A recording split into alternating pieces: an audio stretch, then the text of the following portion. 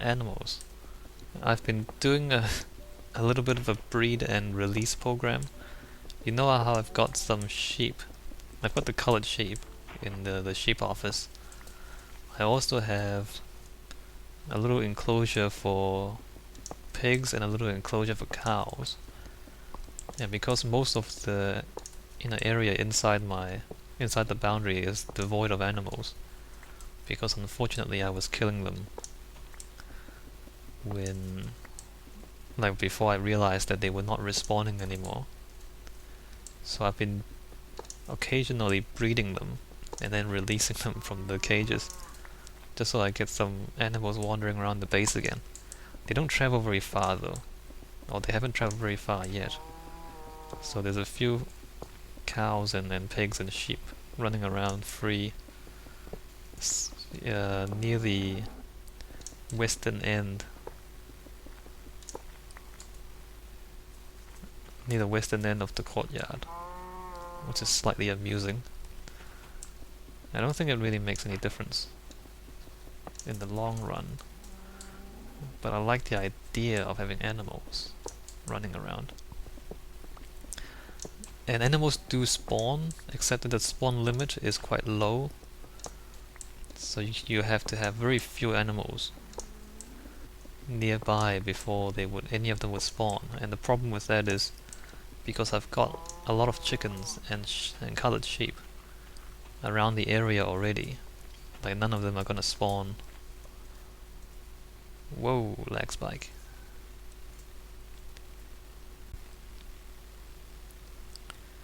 Alright, hopefully that would avoid some audio desync.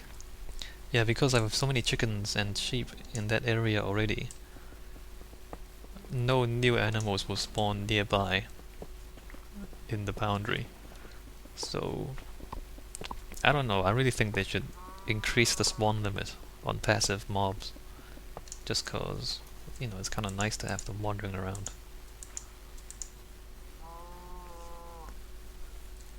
But yeah, no, I have to do it manually. If you've been playing the save file, you might see them just wandering around there.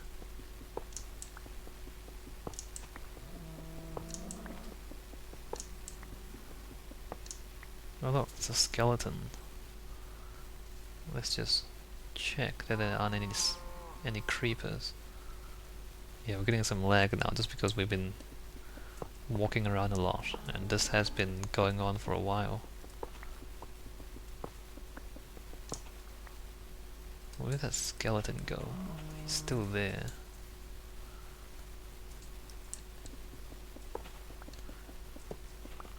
Oh, and I'm pretty sure that I will edit the save file to change the biome within the boundary all to grassland. I've thought about that quite a bit now, and I've made that decision not to have ice, not to have swamp. Okay, he found me.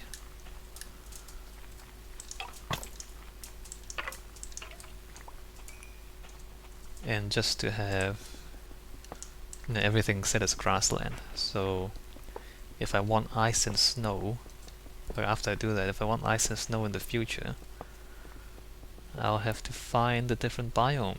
I guess I can build a snow golem to get snow. But if I want ice, then I'll have to expand into a new biome to get those. We'll just harvest them, I guess. They, regenerate anyway, so it's not like I'm gonna deplete any ice resources if I harvest them from outside the boundary.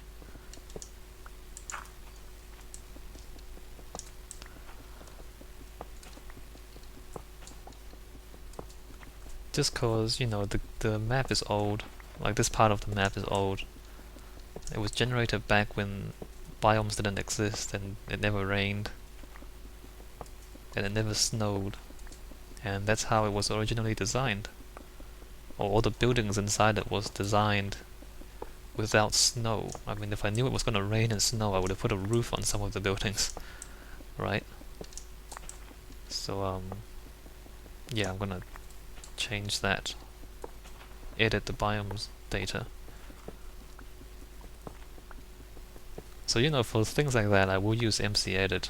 I know I don't.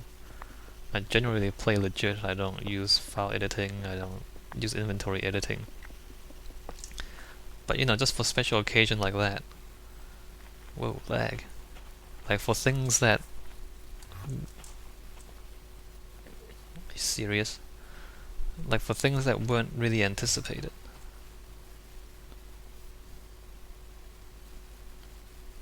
Okay, there's a lot of lag there. I don't know what had just happened. For things that really weren't anticipated by Notch or Jeb or anyone in Mojang, like I don't know if they've considered. I don't know how many people play the way I do. Like spend such a long time on the same map. I think most people don't do this. But I do. And is this far enough from the edge?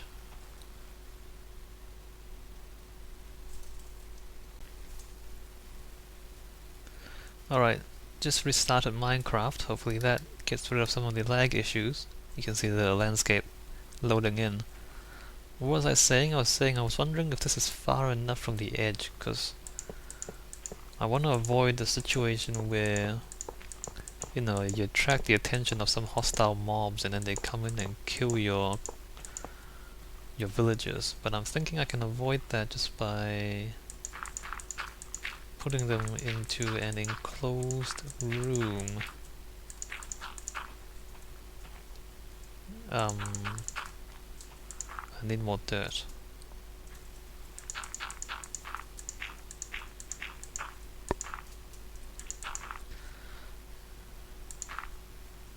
Yeah, I need more dirt.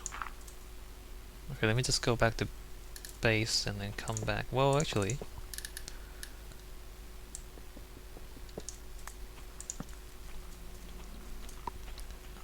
yeah, let me just go to. Nah, I'll just keep recording. Yeah, just put them in an enclosed room so that hostile mobs can't get to them. That should be okay. And the hostile mobs shouldn't come unless I'm there to attract their attention anyway, because there's no reason for them to come towards us. So hopefully that means I'll be there if anything happens. So all of the ice there is gonna be gone if I change the biomes. Like this dark colored grass, which is swamp, is gonna be gone. I don't know, in a way I guess I'll lose the variety. I'll lose the swamp colors and the ice, and there's no desert around here. I like deserts. Like the desert colors, I like quite a bit. Especially like the desert grass and the desert tree colors. But I don't have that anyway. Within the boundary. Let's see, dirt. Let's just grab a couple of stacks.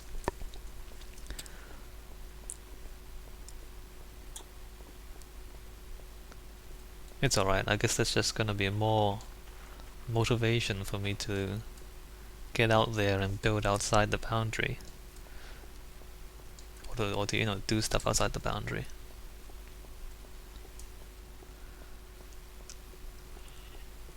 There's a sheep there. I think I've run out of things to talk about. So, kidnapping those two villagers was quite easy, which is good.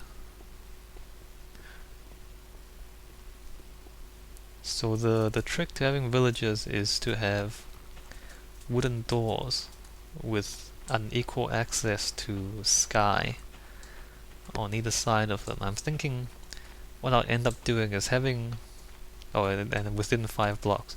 So what I'm thinking is I'll end up having a lot of wooden doors near the outer boundary of the skyscraper. And because there's gonna be nothing here, so it'll be counting those as indoors here and outdoors here. So that those will end up counting as the villager doors. Because the number of villagers depend on how many doors they recognize as being a part of their village. So, you know, any wooden doors in the interior wouldn't count at the end, because when the floors are put in, then it'll be indoors on both sides of them. But, you know, on the boundaries, all the doors should count. So that's what I'm hoping will work. I haven't tested it yet, but I guess we'll find out once we start building this thing for serious. So let's just put our villagers into this little box for now. This is your new home. It doesn't even have a door. Hopefully you don't mind. Where are you guys? Wait, how did they escape?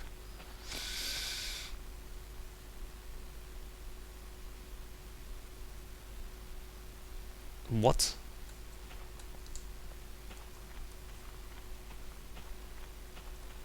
And where's the other one? Are you kidding? Oh, the other one's right there. What just happened? Do they leave the... Like when you reload the save game, do they leave their minecarts? Is that how it works? Alright, I need to capture them before they wander off too far away. I didn't know that. Did anyone else know that? Alright, you're gonna go that way.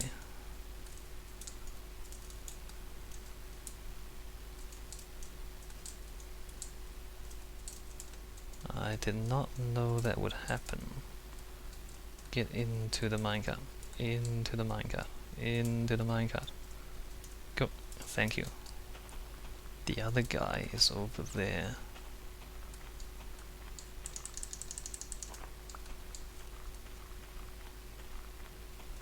Where is he? Come back, you idiot. Can I just push him that way for a bit first? Yes, I can. Don't push him off. Come on. Come on. And it's getting dark. You can only sleep at night. Wow, he's stuck in a corner. Hey, move. Wow. Huh, that's interesting. I have to look that up on the wiki or something. When I'm done here, like... How did he... Come back. How did he get out of the minecarts? It's probably when I reloaded the game, like when I turned off... When I closed Minecraft and reloaded. That's interesting to know. If you're transporting things, not to do that. Hey look, there's a minecart there. Isn't that fascinating? Isn't that fascinating? Alright, so I've got them back, and let's just...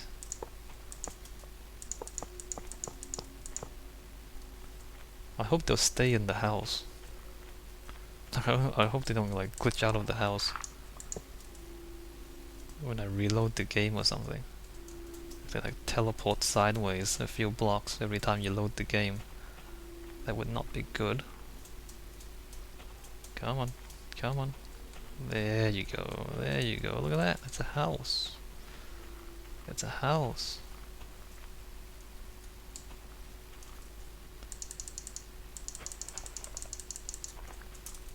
Yes.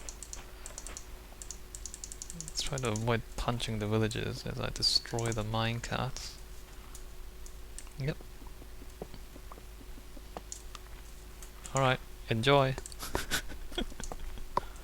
Look how happy they are in their new home. Their beautiful new house. See? Look at how happy he is. Not really, but let's just pretend that he's happy. Alright, so we've acquired 2 villagers. And I guess I should end the video here instead of rambling on. What should I do first? I need somewhat a semi-automated mechanism for moving upwards, and then I also have a staircase system. Well, I plan to have a staircase system to get up and down the skyscraper. I guess the next thing to do is the automated one. Probably an escalator, like a piston escalator.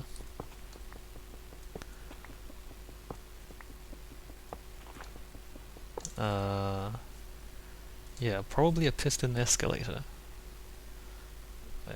on this side. Just because I'm guessing the front door will be on that side, facing the courtyard. So the back of the building will be here. Yeah, I'll have the escalator at the back of the building. I mean, it will be less convenient, but I actually want to encourage people to walk up the stairs instead of using the escalator. Because I imagine they'll be like walking through the village. I mean, it'll be vertical, of course, but you'll be walking through the different levels of the village. That's probably the better experience than, you know, just jumping to the top in the escalator. But I'll design the escalator first because it's probably gonna have various requirements depending on the circuit and whatnot. There's two options. I think I've said this before. One option is the pistons. The other option is to actually use the minecart system as an escalator. Is this an Enderman again? Pulling out blocks? Probably. Yeah, so there's two options. Minecarts or pistons.